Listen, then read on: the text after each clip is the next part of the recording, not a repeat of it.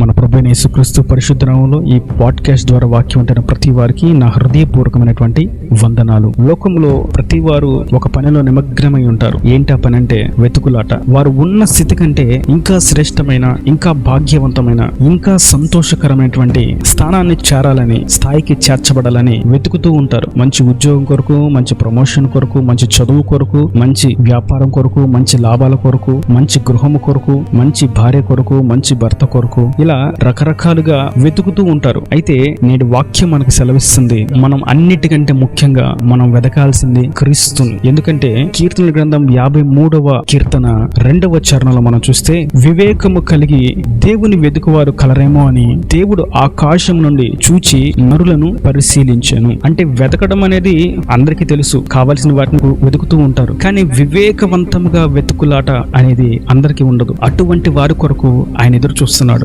వివేకమైనటువంటి వెతుకులాట ఎలా ఉంటుంది అంటే, వారి యొక్క ఆధ్యాత్మిక స్థితిని, వారి ఆత్మను రక్షించగలిగినది, వారికి నిజమైనటువంటి సంతోషాన్ని ఇవ్వగలిగినది, వారిని ఏలుబడి చేసినటువంటి పాపాన్ని జయించే శక్తిని కలిగింపచేయనది ఏది అనే వెతుకులాటే వివేకవంతమైనటువంటి వెతుకులాట. ఈ వెతుకులాటలో వారికి దొరికేటువంటి సరైన సమాధానం దేవుడు ఒక్కడే. ఆయన మనందరి కొరకు రక్తాన్ని చిందించి ప్రాణత్యాగం చేసిన వాడు. మన కొరకు, మన పాపాల నిమిత్తం, మన దోషాల నిమిత్తం, మన అపరాధముల నిమిత్తం ప్రాయశ్చిత్తం కలుగు చేసిన వాడు, రక్తాపరాధమును తీసివేసిన వాడు, పాప క్షమాపణ కలుగు చేసిన వాడు, పరలోక రాజ్యానికి దారి వేసిన వాడు, తండ్రితో పాపులమైనటువంటి మనకి సంధి చేసిన వాడు. ఆయన చెప్తున్నాడు, నేడు ఆయనను వెతికేటువంటి వివేకవంతమైనటువంటి చూపు మనం కలిగి ఉండాలి. అలాగా ఆయనను వెతికేటువంటి వివేకవంతమైనటువంటి దృష్టి ఎవరికైతే కలిగి ఉంటుందో వారికి ఏంటి లాభం అని మనం చూస్తే, వాక్యంలో ఎన్నో ఆశీర్వాదకరమైనటువంటి, ఆశ్చర్యాన్ని కలిగించేటువంటి మాటలు. అయితే నేడు కొన్ని మనం చూద్దాం. అది 69వ కీర్తన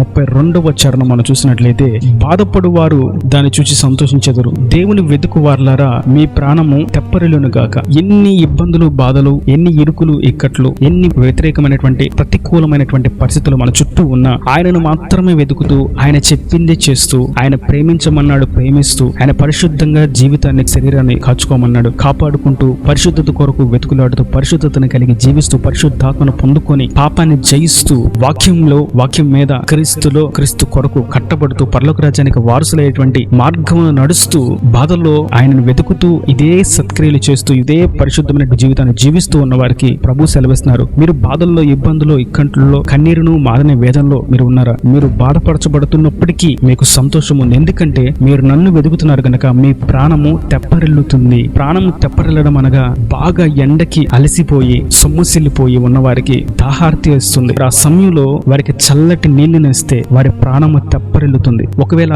అరణ్యంలో గాని, ఆహారం దొరకని ప్రాంతంలో, కరువు ప్రాంతంలో ఉన్న వారికి, ఆకలితో ఉన్న వారికి శ్రేష్టమైనటువంటి ఆహారాన్ని వారి కడుపు నిండా పెడితే వారి ప్రాణము తెప్పరిల్లుతుంది. ఒకవేళ సంతానం లేని వారికి చక్కటి సంతానం అనుగ్రహించబడితే వారి ప్రాణం తెప్పరిల్లబడుతుంది. ఎన్నో ఏళ్ల నుండి మంచి ఉద్యోగం కొరకు వెతుకులాడుతూ, ఉద్యోగం లేక కరువుతో ఉన్న వారికి చక్కటి సుఖవంతమైనటువంటి, శ్రేష్టమైనటువంటి ఉద్యోగం లభిస్తే వారికి ప్రాణం తెప్పరిల్లుతుంది. ఇలా మనం చూస్తూ ఉంటే ప్రతి దుఃఖంలో, ఇబ్బందిలో, కన్నీరులో ఉన్న వారికి ఆయన సెలవిస్తున్నటువంటి మాట, మీరు నన్ను వెతుకుతున్నారు గనక, నా కొరకు మీరు అడుగు వేస్తున్నారు గనక మీ ప్రాణం తెప్పరిల్లింప చేయబడుతుంది, మీరు సంతోషిస్తారు. ప్రాణము తెప్పరిల్లడం అనేది సాధారణంగా చదువుకోవడం కాదు, కానీ అది అనుభవపూర్వకంగా అనుభవిస్తేనే ఆ సంతోషం ఏంటో అర్థమవుతుంది. అది నిజమైనటువంటి సంతోషం. అది ఆయనను వెతుకు వారికి మాత్రమే కలుగుతుంది. మరెవరికి ఆ ప్రాణము తెప్పరిల్లింప చేయబడేటువంటి సంతోషం ఎవరికి రాదు. ఒకవేళ ధనాన్ని సంపాదించుకోవచ్చు, ప్రతిరోజు వ్యాయామాలు చేయొచ్చు, ఆరోగ్యం కొరకు రకరకాలైనటువంటి ఆరోగ్యవంతమైనటువంటి ఆహారాన్ని తీసుకోవచ్చు,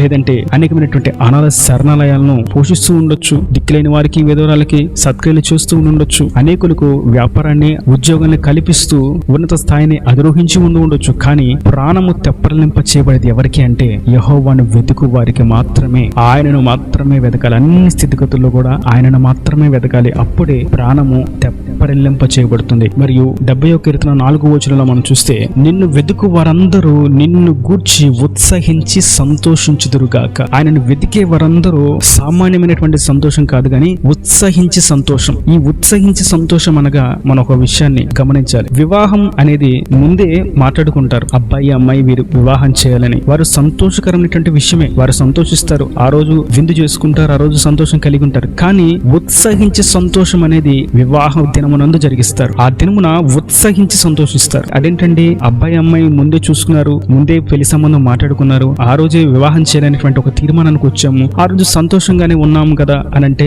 కాదు. అది అందరిని పిలిచి అందరి ఎదుట, బంధుమిత్రులు ఎదుట, స్నేహితులు ఎదుట, సహోదరుల ఎదుట, ఆత్మీయులు ఎదుట, సంఘబిడ్డల ఎదుట, అన్యజనుల ఎదుట, అందరి ఎదుట కూడా బహాటంగా వేడుకగా కనపరిచి చేస్తే ఆ వివాహ దినమందు జరిగేదే ఉత్సాహించి సంతోషించడం. అది ఏదైనప్పటికీ వివాహం అని కాదు, అది పుట్టినరోజైనా, గృహ ప్రవేశమైనా, వ్యాపార ప్రారంభమైనా, ఇక ఏదైనా సరే ఉత్సాహించి సంతోషం అనగా అందరిని పిలిచి అందరితో కలిసి చేసుకునే సంతోషమే ఉత్సహించి సంతోషం. ప్రభు అంటున్నారు, మీరు నన్ను వెతుకుతున్నారు కాబట్టి నేను మీకు సాధారణమైనటువంటి సంతోషం కాదు, మీ సంతోషం అందరితో కలిసి చేసుకునే విధంగా, మీరందరికీ పిలిచి భోజనం పెట్టే విధంగా, మీరందరితో మీ సాక్ష్యాన్ని సంతోషంగా పంచుకునే విధంగా ఉత్సహించేటువంటి సంతోషాన్ని నేను మీకు అనుగ్రహిస్తాను. మరి ఇంకొక శ్రేష్టమైనటువంటి విషయాన్ని మనం కీర్తనల గ్రంథం 105వ కీర్తన 3వ చరణంలో మనం చూసినట్టయితే, ఆయన పరిశుద్ధ నామమును బట్టి అతిశయించుడి, యెహోవాను వెదుకువారు హృదయమందు సంతోషించుదురుగాక. ఇక్కడ చూస్తే మనం యెహోవాను వెదుకువారు హృదయమందు సంతోషిస్తారు. ఆ సంతోషాన్ని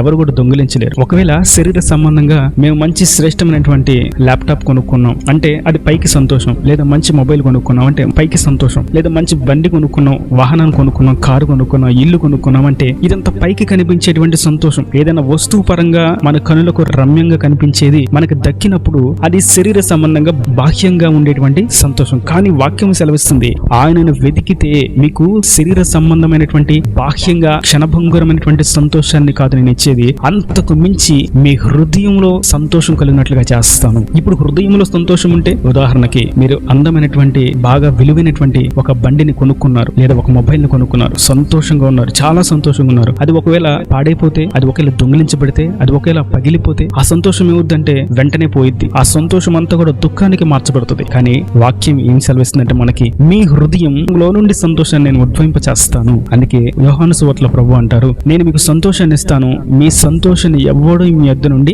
దొంగిలించలేడు. ఎందుకంటే హృదయంలో ఉండిద్ది కాబట్టి సంతోషం. ఆ సంతోషాన్ని ఏ అపవాది, ఏ సాతాను తంత్రాలు, ఏ చీకటి క్రియలు కూడా దొంగిలించలేరు. లోక సంబంధంగా సినిమాలు చూసే వాళ్ళని అడిగితే, ఆ సినిమా చూసిన కాసేపు మాకు సంతోషంగా ఉంది అంటారు. కానీ ఆ 2:30-3 గంటల సినిమా అయిపోయిన తర్వాత వారికి సంతోషం ఏమైపోద్దంటే మరలా లోక సంబంధమైనటువంటి ఐహిక విచారాలు ప్రారంభమవుతాయి. ఆ సంతోషం కొంచెం మట్టుకే. ఇవన్నీ క్షణభంగురమైనటువంటి, క్షణికమైనటువంటి, తుచ్చమైనటువంటి సంతోషాలు లోక సంబంధంగా. మరి కొందరు సంతోషం కొరకు నవ్వించే వాటిని చూస్తూ ఉంటారు. అది నవ్వించే కాసేపు ఆ ప్రోగ్రాం అయ్యేంత వరకు వారికి సంతోషం ఉంటుంది. తర్వాత వారి చూడడం అయిపోయిన తర్వాత, ఆ షో అయిపోయిన తర్వాత వీరికి మరలా ఐహిక విచారాలు, మరలా దుఃఖమే వారిలో ఉంటుంది. దీని అర్థం ఏంటంటే వారి సంతోషం ఎవరో దొంగిలిచ్చేస్తున్నారు. వారి సంతోషాన్ని సాతాను బంధించి ఈడ్చుకుపోతున్నాడు. వారిని మరలగొలుపుతూ నరకాగ్నికి లోపరుస్తున్నాడు. అయితే వాక్యము సెలవిస్తుంది మనకి, నన్ను ఆశ్రయించిన వారికి అనగా యెహోవాను ఆశ్రయించిన వారికి, క్రీస్తును వెంబడిస్తున్న వారికి, ఆయన రక్తము చేత కడగబడి పాప విమోచన పొందుకున్న వారికి, ఆయన కొరకు హృదయ సంబంధమైనటువంటి సున్నతిని కలిగిన వారికి హృదయములో నుండి సంతోషాన్ని నేను కలిగిస్తాను. ఆయనను వెతికితే మనకి ప్రాణము తెప్పరిలింప చేయబడేటువంటి సంతోషాన్ని ఇస్తాడు. మరియు అందరితో కలిసి ఉత్సహించి సంతోషాన్ని కలిగి ఉండేలాగా సంతోషాన్ని ఇస్తాడు. మరియు ఎవరు దొంగిలించలేనటువంటి విధంగా హృదయంలో నుండి సంతోషాన్ని మనకి ఇస్తాడు. కనుక మనం ఆయనను వెతుకుదాం. ఒకవేళ ఇప్పటికీ ఆయనను వెతకడానికి సమయం లేదా, ఇప్పటికీ ఆయన చెంతకు చేరడానికి సమయం కుదరట్లేదా, వాక్యం ఈ రీతిగా సెలవిస్తుంది. యెషయా ప్రవచన గ్రంథం 55:6 వచనంలో, ఆయన దొరుకు కాలంలోనే మీరు వెతకండి. ఇప్పుడు ఆయనను వెతికి మీరు పొందుకోకపోతే ఒకానొక సమయం రాబోతుంది, ఒక రోజు వస్తుంది, ఆ రోజు మీరు ఎంత వెతికినా ఆయన మీకు దొరకడు. ఆ రోజున రక్షణ మీకు దొరకదు. ఆ రోజు మరణిస్తామన్న మరణం మీ దగ్గరికి రాదు. ఆ పాపానికి ప్రతిఫలంగా వచ్చేటువంటి శిక్షను, బాధను, విచారమును, తెగుళ్లను, నరకమును, అగ్ని గంధకములను అనుభవించవలసి వస్తుంది. కనుక ఆయన దొరుకుతున్నాడు. నేడు కృపాకాలం ప్రతి వానికి ఆయన దొరుకుతున్నాడు. ప్రతి వారికి వరకు ఆయన చేతులు చాచి నా వైపుకు రండి అని పిలుస్తున్నాడు. ఆయన ఎదుగు చేర్చబడదాం, ఆయనను పొందుకుందాం, ఆయనను వెతికి నిజమైనటువంటి సంతోషాన్ని మనం అనుభవిస్తాం. ఈ నదివని మాటల ప్రతి వాని హృదయంలో నీరు కట్టి ఫలింపచేయను గాక. ఆమేన్. God bless you. తలలు వంచి కళ్ళు మూసటితో మీ కొరకు చిన్న ప్రార్థన.